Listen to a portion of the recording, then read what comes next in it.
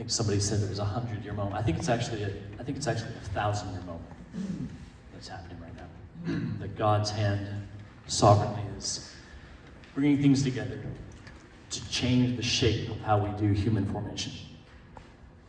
And I think it's relationships, networks, and God's sovereign hand in things like COVID that has really fractured the status quo.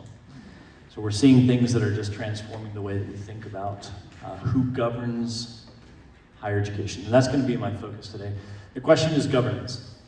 Who governs the formation of our next generations?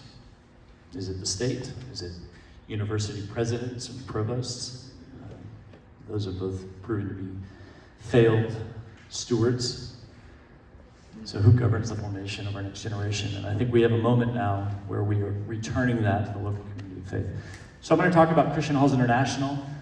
This actually is a movement that's taking place with various different organizations. I was pleased to meet David. Been working closely with Lee in Classical Conversations. Lisa Dunn back here, a tremendous partner and friend. And so rather than just focus on what we're doing with CHI, I'm going to give our model first, what we've been doing, just to validate some of these things.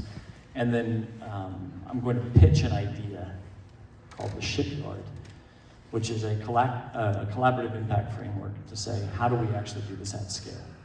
For too long, we've been proprietary and siloed. It's time to start to work together. So, Christian Halls International, how a renewed and unified vision for parent-governed education can catalyze national reform. This is a collective service and training framework. It's not about proprietary product. We need proprietary product. We need evergreen programs that are run for profit, that their toes are held in the fire to maintain their quality. That's part of it. But it's really a collaborative impact framework to say, how do we come around and resource these local communities for what's national change? Christian Halls International, a little bit about myself. If you put everything is biography, right? So if you put my family into a can and shake it up, you've got my Mennonite, Hutterite, Montana farm girl mother, deep, rich community, a pastor in that community since 1560, very deep, rooted communities of faith. And in many ways that DNA has stuck with me because community and family is where all the good stuff happens. It doesn't happen on university campuses, it doesn't happen in Washington. The good stuff happens at home, and it happens in local communities of faith. So that's very much sticky. We then went to Brazil in '94, grew up in the mission field in Brazil. And that gave me a deep passion for local affinity groups and people groups. Every group is different. Working with indigenous groups in North Brazil versus working with German colonies in the South, they're just radically different. But the same thing holds true. Families, communities, churches, businesses, that's the ecosystem that we want to support. So how do we deploy in large-scale networks across those communities? That's very important. And then I'm an academic. I left Brazil to study classics, linguistics, theology, ended up at the University of Oxford, my master's and doctorate there, postdoc Cambridge, and that was really the educational ecosystem in which I was shaped after we finished homeschooling in Brazil. When we moved to Brazil, we had the option, like most missionary kids, you can send your kids off to boarding school. Mom said, heck no, we're not going to do that. That's crazy. So they shipped a shipping container of 5,000 classical books to the North Amazon and built the first classical library in North Brazil. And my mom said, you're going to do two things. You're going to read the greats and you're going to fish peacock bass. And that's what I did. It was much happening. And it was a formational community, but it was one that was rich with the great tradition and the great Christian conversation. So it was after leaving that in North Brazil that I ended up at Oxford, immersed in that Oxbridge tutorial system. I became teacher of, instructor of Greek and New Testament at Wycliffe Hall. And it was in that kind of ecosystem of reading your essays and one-on-one, one-on-three, or one-on-five tutorials over at C.S. Lewis's old offices, at the Kilns. That was the human formational space that I was immersed in. And that gave me a model for much of what we've built here at Christian Halls.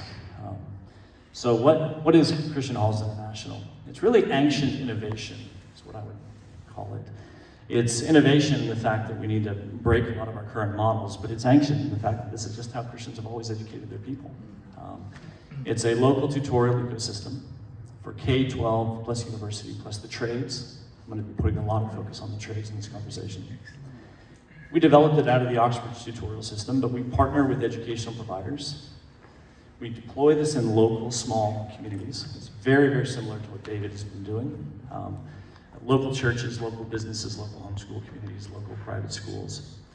And our aim is to produce members capable of fulfilling the responsibility of self-governance. That's what we're trying to do.